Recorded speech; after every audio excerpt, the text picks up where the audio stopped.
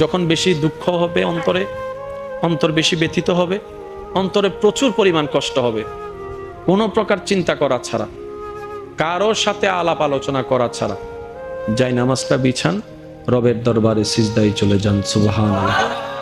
চোখটা বন্ধ করেন, চোখের পানি ছাড়তে থাকেন, মন হালকা হতে থাকবে, সিজদায় রবকে বলতে থাকেন, যা বলার বলতে থাকেন, যেভাবে বলার বলতে থাকেন।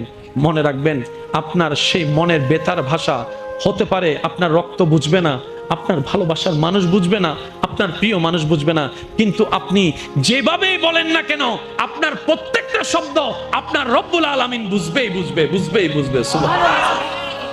আপনি যখন ওনাকে দুঃখের কথা বলবেন, উনি আপনার দুঃখটাকে হালকা করে দিবে, সে দুঃখের খবর প্রকাশ করে আপনাকে কখনো বেইজ্জত করবে না।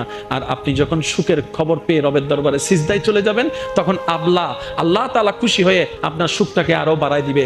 লা ইন শাকার